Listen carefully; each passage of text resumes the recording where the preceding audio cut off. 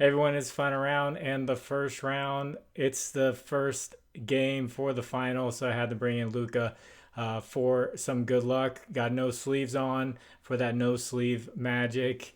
Luka, say hello. For this series, we have the Pacers at the Thunder. Pacers, the past two series, have surprised, winning both games on the road against the Knicks and the Cavaliers.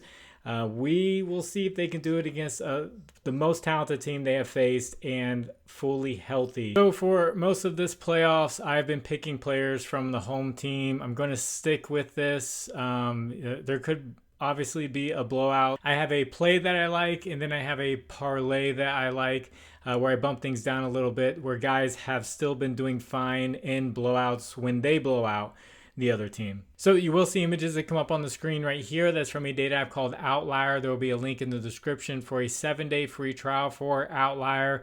And this first pick is going to be from the Thunder. Like I said, I want to stay away from Pacers players right now. I don't know how they're going to play. I know when they're underdogs, they have shown up, but this is the best defensive team that they have faced. And the Thunder are also healthy. Like, we didn't see them against a fully healthy Cavaliers where they're not all banged up, and how that would have played out. The guy that I like is going to be Kase Wallace. Off the bench for the Thunder, over 1.5 blocks plus steals for minus 120. So he's gone over in 7 out of the last 9 games in the playoffs, as well as a 79% hit rate on the year. Obviously, that has to do with his minutes being up just a little bit more during the regular season, but it's still not bad during the playoffs. It's actually going up a little bit as the playoffs continue. They're gonna need him out there just to be an extra body to throw at Halliburton, at their shooters that they have around the perimeter.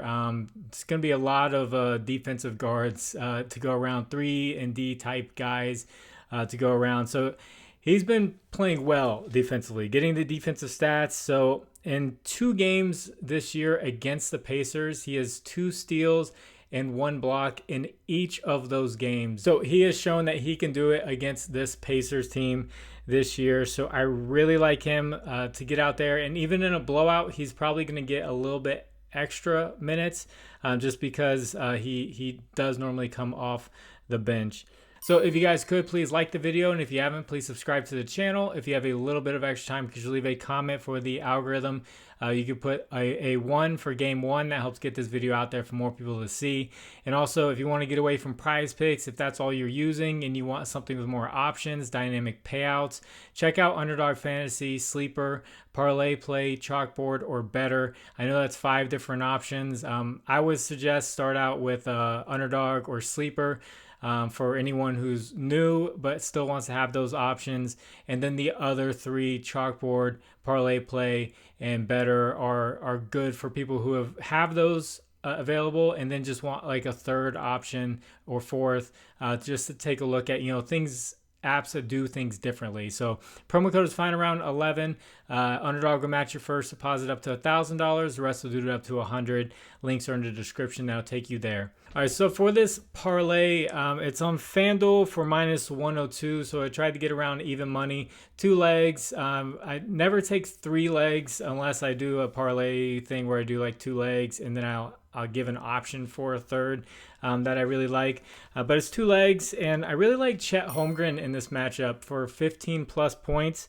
So the Pacers really struggle against power forwards or centers that like to score and attack the basket, guys who are aggressive at going at the basket. With Outlier, I can see the players at that position and what their lines were, and if they were hitting for a good bit, a nice list there. You'll see Karl Anthony Towns. He scored 20 points in every game he played against them. He went over his line in 4 out of 6 games because his line started to get up there a little bit higher. You see Mitchell Robinson was able to go over his line, but it doesn't have the Cavaliers series other than Jared Allen on that list. But Jared Allen's not the type of player that Chet Holmgren is. I think Evan Mobley is like the closest you could get that they have played against.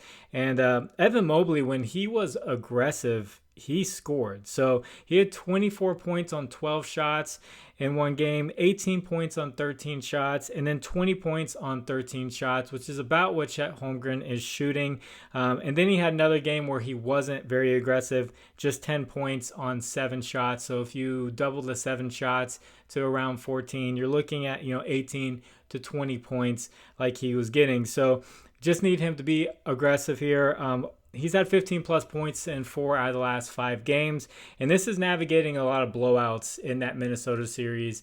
The one he did not go over was when they got blown out. But when they were doing the blowing out, he was going over, which is good to see just in case that happens in this game 1. I like that he's got 20 plus points in 3 out of the last 4 games. So he is at his peak of aggressiveness right now. So hopefully he comes out in game 1 with that same mentality. And then just for good measure, we can look at last year. He had 15 points in 2 separate games versus the Pacers. But that was last year. He's a much better player this year and continuing to get better. Then the second leg for this parlay is Shai Gilgeous-Alexander for 6 plus assists. So his regular line was at 6.5, and I would be fine with it there. It's at minus 150-ish. 152 is what I saw. So minus 150 is probably what you're going to see it around. But it got bumped up to 7.5. So now he needs 8 to go over that line for like his regular line. So taking 6 assists here, he has been distributing very well during this playoffs and getting his teammates involved, which he wasn't doing as much during the regular season. But ever since the first 2 games of the first round, he has gone over this line in 13 out of 14 games. So just 1 miss since those first 2 games in the postseason. He's averaging around 16 potential assists over the last 10 games, which you usually cut those in half to about a 50% conversion rate. And that gives you about 8. So over the past 10 games, he's averaged 7 assists, and over the past 5 games he's averaged 8 assists. So it kind of checks out that he's getting around that 50% conversion rate. So his matchup against the Pacers head to head this season, I played them 2 times. He had 8 assists in each of those games, and one of those games was a blowout. So he showed that he can get it done in a blowout where they are the ones doing the blowing out. So hopefully the game is close and it's competitive, but I'm just saying, just blowout protection. That's what this whole parlay is for. Just in case these guys come off the court a little bit earlier than we hope. 1 prop and then 2 plays for a parlay. I don't mind Shai. Like I said, I don't mind Shai at 6.5 assists. I think 7.5 is kind of pushing it. Like he can get it done because that's where that the 7 or 8 average, like he's like, that's like right there. So it's a little bit tough to take the over or the under on 7.5. And then Chet, I'm just knocking that down a little bit. I still don't mind his regular points line. It's a little bit higher. I think he will definitely have a good game as long as he's aggressive and getting his shots up, which he has been doing. So if you guys would like to discuss lines further, I have a Discord. Link is in the description. Hop on in there. You can talk about NBA, WNBA, baseball, hockey, all that good stuff's going on. That is completely free. Then as far as a recap goes, got to go back a while. It's been a while since the last NBA game we had. I had TJ McConnell over PRA. He did not score much, which I said he's definitely gonna have to score points to go over the PRA. So he did not get that done in that closeout game in Game 6. Then I had OG Anunoby under 6.5 rebounds plus assists. He had not gone over versus the Pacers this entire season and the entire series.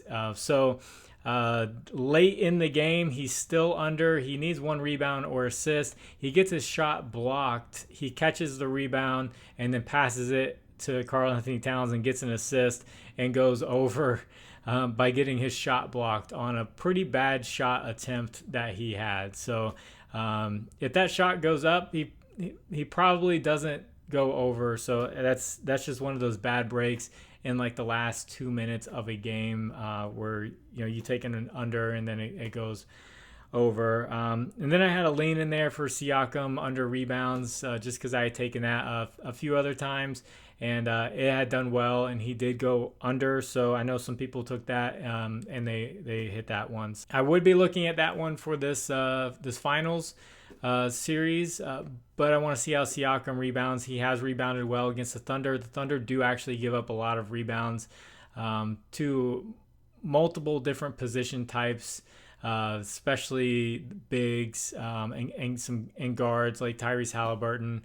Has good rebounding opportunity, and Andrew Nembhard. They all have good rebounding opportunities.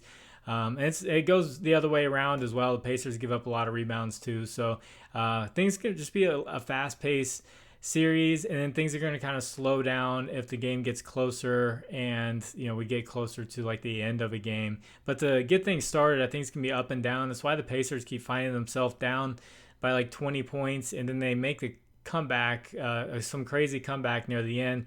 I just have a feeling the Thunder, if they get up by 20, they're not going to let it go in a final series. They're not going to let up like we've seen the Cavaliers do or the Knicks do, and even the Bucks had let a comeback like that happen. So I'm gonna get this one edited and get it out to you. God bless you all. It's the final round. My name is Jordan. I will catch you on the next one, and let's enjoy these finals.